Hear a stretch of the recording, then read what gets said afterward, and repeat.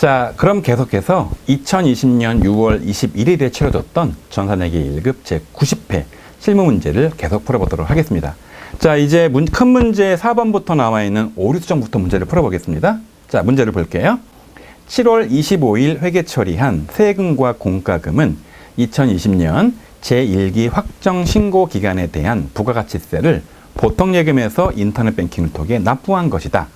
회사는 6월 30일자 부가가치세와 관련한 회계 처리를 이미 하였다라는 겁니다. 먼저 일반 전표를 클릭을 하셔가지고요.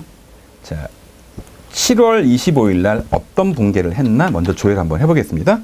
딱 조회해 보니까 차변에 800번대 세금과 공과라는 비용 처리를 하고 1기 확정 부가세를 375만 원을 내면서 세금과 공과라는 비용 처리를 해버린 거죠. 자, 그런데 문제를 보니까 이미 6월 30날짜에 무슨 분계를 했답니다. 또 쭉 6월 30일 분계를 끌고 와 보니까 여기 요렇게 부가세, 대급금 없애고 부가세, 예수금 없애서 미지급 세금이라고 해서 이렇게 375만 원이 인식이 되어 있는 겁니다. 여러분 주의할 게 있는데요. 부가가치세는 이 사업자가 이 문제에서 이제 봉화물산인데요. 이 봉화물산이 부가가치세를 비용으로 내는 걸까요? 아니면 고객한테 받은 그런 그 대금을 갖고 있다가 대신 납부해 주는 걸까요? 여러분 이미 공부한 것처럼 부가세는 이 봉화물산이 내는 게 아닙니다.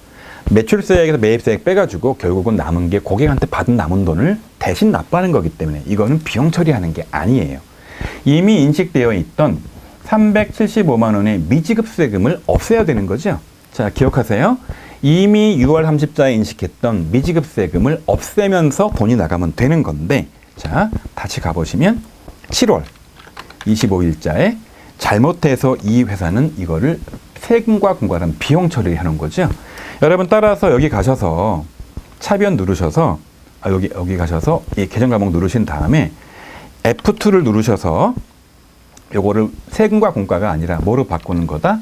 이미 인식했던 내지 않은 세금, 미지급 세금 엔터를 딱 치면, 자, 지난 6월 말자에 미지급 세금 안 낸 거 375만 원이 부가세로 인식이 되어 있었죠. 안 낸 세금 빚입니다. 요거를 이번에 없애주고 돈을 내면 끝나는 그런 분계가 되는 겁니다. 정리하면 간단한 일반 전표를 수정하는 그런 문제이고요. 6월 30일자에 예수금 떨고 대급금 떨고 남은 금액을 미지급세액으로 인식하는 그 분기의 의미를 충분히 알아야 요거를 쉽게 풀 수 있는 그런 문제가 되는 거 아니겠습니까? 자, 이렇게 해서 문제 하나 풀었고요. 자, 그 다음 문제 보겠습니다. 자, 오류 수정 두 번째 문제를 풀어보도록 하겠습니다. 문제를 보니까 9월 4일자 영업부서에서 한국마트에 지출한 복리후생비 5만 원은 일반 간이 영수증이 아닌 현금 영수증으로 매입세액 공제가 가능한 것으로 확인되었다. 느낌상 보니까 이게 매입세액 공제가 되는 매매전표 입력할 건데 잘못해서 일반 전표 입력한 것처럼 보여지죠. 일단 여러분 일반 전표를 클릭하셔서 9월 4일자 분계를 한번 보겠습니다. 자, 9월 4일을 입력을 하니까 분계가 딱 뜨죠. 보니까 이렇게 800번대 복리후생비의 금액이 자 5만 원이 들어가 있어서 커피 믹스를 구입을 한 겁니다. 여러분 근데 알고 봤더니 이 5만 원 안에는 부가세가 포함되어 있고 이게 공제가 된답니다. 여러분 이렇게 VAT가 포함된 거를 거래하는 것들은 일반 전표에 입력을 하는 겁니까? 얘는 매입 매출 전표 입력을 하는 겁니까? 자, 매입 매출 전표 입력을 해야겠죠? 자, 문제 여러분 잘 보시면은요. 일단 뭐부터 주의해야 되냐면 돈을 준 게 보통 예금을 줬다. 여러분 이것만 기억하시면 되는 겁니다. 기억을 하시고요. 요거를 지우고 삭제하신 다음에 이거를 죽이고 나가서 매입 매출 전표에다가 새로운 분계 하나 입력을 한다. 여러분 그런 문제가 되는 겁니다. 날짜는 언제입니까? 9월 4일인 거죠. 그리고 이제 커피 믹스를 구매를 했는데 현금 영수증으로 구매를 한 거죠. 근데 이게 과세 거래가 되니까 여러분 얘는 22번에 오른쪽에 22번이 아니라 여기 61번에 나와 있는 현과를 클릭하시면 되겠죠. 자, 그래서 현금과세 61번을 한번 입력을 하겠습니다. 유형에다가 자, 61번 현과 입력을 하시고요. 그냥 복리후생비라고 입력을 하겠습니다. 여기다가 이제 금액을 5만 원을 집어넣으면 이게 알아서 현가나 카거나 이런 것들은 금액을 쪼개준다고 했죠. 그래서 공급가액 부분과 부가세 부분을 얘가 쪼개주는 겁니다.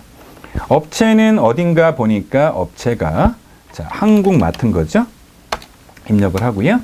붕괴 3번 누르시면 요게 알아서 이런 식으로 모든 매입을 원재료로 처리를 해 주기 때문에 이 원재료를 뭐로 바꿔야 되는 겁니까? 이 원재료를 가셔서 F2 누르셔가지고 자, 복리후생비로 바꿔야 되는 거죠. 자, 그래서 복리후생비 입력을 해야 되는 건데 이게 여러분 공장입니까? 영업부서입니까? 영업부서인 거죠. 따라서 자, 아래쪽에 보이시는 811번의 판관비 복리후생비를 클릭을 하시면 되겠습니다. 자, 그런 다음에 이 5만 원은 돈을 뭘 준 겁니까? 아까 제가 그 붕괴를 지울 때 잘 보라고 하셨죠? 보통예금을 준 겁니다. 그래서 엔터를 주시고 보통예금을 대변에 지급을 했으니까 4번 누르셔서 F2 누르신 다음에 보통예금을 자, 금액 5만 원을 줄여주면 붕괴 입력이 끝나는 겁니다. 여러분 정리하면 일반 전표에 잘못 입력된 붕괴를 삭제하고 거기서 주의할 거 뭘 줬느냐, 돈을 줬냐, 카드로 긁었냐, 자, 보통예금 지급한 것만 기억을 하셨다가 이거를 새로운 매매 전표에다가 입력을 하시면 되는 그런 문제가 되는 거죠. 자, 여러분 이렇게 해서 자, 오류성 문제는 마치고 계속 바로 이어서 기말 결산 붕괴 문제로 넘어가도록 할게요. 자, 기말 결산 첫 번째 문제입니다. 대한은행으로부터 차입한 장기차입금 중 1,200만 원이 만기가 1년 미만으로 도래하였다라는 겁니다. 여러분 장기차입금은 1년 이후에 갚을 그런 빚인데 그 중에서 올해 1년 안에 갚아야 될 빚이 된 것들 이걸 뭐라고 바꾸는 겁니까? 유동성 장기부채로 바꾼다 그랬죠? 여러분 이러한 붕괴는 수동붕괴 입력이 편합니까? 자동붕괴 입력이 편합니까? 이러한 기말결산은 수동붕괴 입력이 편하기 때문에 일반 전표 창 클릭을 하시고요. 무조건 수동붕괴 입력은 며칠자 입력하는 겁니까? 12월 31일자 입력을 하셔서 장기차입금을 없애야 되니까 3번 누르셔서 계정 과목 장기차입금을 클릭하겠습니다. 어디에 대한 장기차입금입니까? 대한은행 거죠? 금액 얼마가 줄어드는 겁니까? 1,200이 줄어들죠? 대신 뭐가 늘어나는 겁니까? 4번 누르셔서 새로운 부채인 유동성 장기부채가 늘어나는 거죠? 업체 어디에 대한 겁니까? 대한은행이죠. 엔터 치셔서 이렇게 입력하시면 붕괴 입력이 끝납니다. 아주 쉬운 문제인 겁니다. 자, 그 다음 문제를 보도록 할게요. 문제가 외상매출금 계정에는 미국에 서재한 스타캠프에 대한 외화 외상매출금 4만 달러가 포함되어 있다. 그런데 이 회계기간 종료일 이번 12월 31일 현재 환율이 1달러당 1,250원이랍니다. 그런데 이게 옛날에는 얼마였느냐? 옛날에는 이 환율이 1,200원이라는 거죠. 따라서 1,200원짜리 환율이 1,250원으로 얼마만큼 오른 겁니까? 50원만큼 환율이 오른 거죠. 내가 외상으로 팔았습니다. 환율이 올랐어요. 그럼 여러분 나한테 나중에 돈이 더 들어와요? 덜 들어와요? 갖고 있는 외화 채권이 있는데 환율이 올랐으니까 나중에 환전하면 돈이 더 들어오겠죠. 그래서 이거는 외화 환산 이익이 발생한 그런 문제가 되는 거 아니겠습니까? 여러분 역시 이것도 며칠자 입력을 하는 겁니까? 자동붕괴가 수동붕괴보다 자동붕괴가 더 편하기 때문에 12월 31일 자동붕괴보다 이건 수동붕괴 입력을 해야 되기 때문에 그대로 수동붕괴 12월 31일자로 집어넣으시고요. 자, 다시 말씀드리지만 환율이 1,200원짜리에서 1,250원으로 50원만큼 올랐고요. 달러가 4만 달러인 거죠. 여러분 따라서 곱하기를 한번 해보면은요. 50원 올랐고 총 받을 금액이 4만 달러이기 때문에 200만 원을 더 받을 수 있는 거 아니겠습니까? 자, 그래서 200만 원어치 외화 외상매출금이 올라가고요. 그만큼 환산이익이 생겨야겠죠. 자, 지우고 입력해 볼게요. 3번에 더 받을 외상매출금. 그래서 F2를 3번을 누르신 다음에 자, 계정 과목은 자, 외상매출금을 엔터를 치시고 업체가 어디가 되는 겁니까? 해외거래처 스타캠프죠. 그래서 스타캠프 엔터를 치시고요. 얼마가 늘어나야 되는 겁니까? 200이 늘어나야 되는 거죠. 이런 식으로 갖고 있는 외화 환산에서 늘어난 이익을 뭐라고 부르는 겁니까? 자, 이익이니까 대변 누르시고요. 외화 환산이라고 치시면 되는 거죠. 자, 그럼 910번에 외화 환산 이익 엔터를 치시면 200만 원 입력하면 자, 입력이 끝나는 겁니다. 자, 이렇게 해서 이번 문제 끝냈고요. 마지막 기말결산 문제 보니까요. 원재료와 제공품과 제품 금액을 입력해서 매출원가를 계산하는 겁니다. 여러분, 이 분계는 여기다가 12월 31일자로 자동 분계 입력하는 게 편하겠습니까? 요거 죽이고 나가셔서 여기 결산자료 입력에 자동 분계 입력이 편하겠습니까? 당연히 자동 분계 입력이겠죠? 그래서 이 자동 분계 입력은 1월부터 12월 입력을 하셔서 이렇게 쭉 나오면 이 중간 부분에 이 결산 반영 부분에 원재료와 제공품과 제품 칸에다가 금액을 딱 채운 다음에 마지막에 F3 전표 추가를 탁 클릭하면 끝나는 거겠죠? 하나씩 입력을 해볼게요. 자, 먼저 원재료가 얼마랍니까? 원재료는 여기 기말 원재료 칸에다가 입력을 해야 되는 거죠. 금액이 550만 원입니다. 입력을 하시고요. 그 다음에 제공품이 1000만 원이죠. 쭉 내려가 보면 제공품이 여기 보입니다. 제공품 1000만 원입니다. 그 다음에 좀 더 내려가 보면 여기 제품이 보이죠? 제품이 1570만 원이랍니다. 이렇게 입력을 하신 다음에 여기 나와 있는 전표 추가 탁 누르신 다음에 전표 추가하겠습니까? 예, 탁 누르면 입력이 끝난 그런 내용이 되는 겁니다. 자, 이렇게 해서 수동 분계 2문제, 자동 분계 1문제, 자, 기말 결산 문제 입력을 마치도록 할게요. 자, 이제 마지막으로 실무 문제 큰 문제 6번 장부조회 문제를 풀어보도록 하겠습니다. 자, 문제 1번을 보니까 제1기 확정 신고 기간 중, 여러분 확정 신고 기간이니까 언제가 되는 겁니까? 1기 확정이니까. 자, 4월 1일부터 6월 30일까지 4, 5, 6 2분기를 말하는 거죠. 자, 이거에 대한 영세율 전자세금계산서를 발행한 금액이 얼마냐라는 겁니다. 여러분, 일단 영세율 세금계산서니까 어디로 가느냐? 자, 여기 부가가치세로 가셔서 부가가치세 신고서를 클릭을 하시면 부가가치세 신고서 창이 뜨죠. 날짜가 언제입니까? 4월 1일부터 6월 30날까지죠. 이렇게 입력을 하고 나면은요, 여기 영세율이 여기 보이시죠? 그리고 세금계산서 발행분이 여기 있기 때문에 보시는 것처럼 2,450만 원어치 자, 영세율 세금계산서 발행한 게 보이시죠? 근데 문제는 이게 전자 세금계산서가 얼마냐라는 겁니다. 따라서 2,450만 원이 종이가 끼어 있는지 아닌지 알 수가 없는 거예요. 여러분, 그래서 이상하게 이거밖에 모르겠다 싶으면 그냥 시험 문제에다가 2,450만 원을 넣고 그냥 확인 눌러서 제출해도 되죠. 그러나 정확히 이게 금액이 맞나 안 맞나를 알기 위해서는 여러분 여기서 알 수가 없고요. 요거 죽이시고 나가셔서 이제 어디로 가시냐면요, 회계관리 쪽에 가셔서 이쪽에 메인 매출장을 가면 우리가 메인 매출 전표 입력한 내용들이 쫙 뜹니다. 아까 뭐 11번, 뭐 51번 막 입력했잖아요. 여기에서 다 뜨는 거죠. 그래서 요거를 클릭을 하시고요. 기간이 4월 1일부터 6월 30까지라고 되어 있고요. 여러분, 이 문제는 매출입니까? 매입입니까? 영세율 전자 세금계산서 발행이니까 매출이겠죠. 2번 클릭을 해볼게요. 그리고 유형이 뭘 고르는 겁니까? 쭉 보면 영세율이니까 12번에 영세를 클릭을 해야겠죠. 자, 한번 클릭 한번 해볼게요.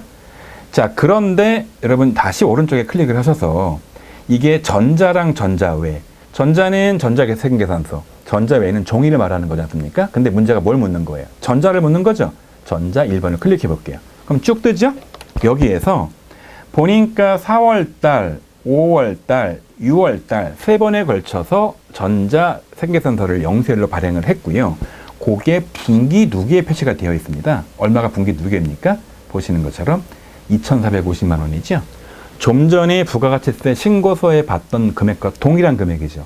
결론적으로 이 봉화물산의 경우에는 요, 자, 3개월 동안 발행한 모든 영세율들은 싹 다 뭐가 되는 겁니까? 종이는 없고 전자만 발행하는 그런 내용이 되는 거죠. 여기서 조회하나, 아까 신고서에서 조회하나 금액은 결국 같은 겁니다. 그러나 정확한 금액은 어디서 봐야 되는 겁니까? 여기 메인 매출장에서 봐야 되는 그런 내용이고 살짝 난도가 있는 어려운 문제입니다. 자, 요거 죽이고 이제 2번 문제로 가겠습니다. 5월 30일 현재 외상매출금 잔액이 가장 큰 거래처의 외상매출금 잔액이 얼마냐라는 겁니다. 여러분, 이런 식으로 거래처를 물어보면 어디 가서 조회를 해봐야 되는 겁니까? 여러분, 거래처를 물어보면 여기 나와 있는 거래처별 거래처 원장이나 여기 나와 있는 거래처별 계정관계별 원장 둘 중에 하나 고르는 거죠. 일단 그냥 여기서 거래처 원장을 클릭을 한번 해보겠습니다. 그런 다음에 날짜가 5월 30일이 현재니까 5월 31일부터 5월 31일 그 한 날짜만 조회를 해보고요. 계정 과목은 뭐가 되는 겁니까? 자, 계정 과목은 외상 매출금이니까 외상 매출금을 치겠습니다. 거래처는 모든 거래처를 다 조회해봐야 되는 거예요. 그 중에 가장 큰 거래처의 금액을 골라야 되니까 그냥 엔터라고 치면 봉화물산이 외상 매출금을 5월 30일자로 갖고 있는 모든 업체가 다 뜨는 거죠. 모든 업체가 다 떴는데 이 금액이 여기 나오죠. 이 중에서 뭘 묻는 겁니까? 가장 잔액이 큰 업체를 물어봤죠. 어디가 제일 큽니까? 쭉 보니까 7,350만 원이 제일 크죠.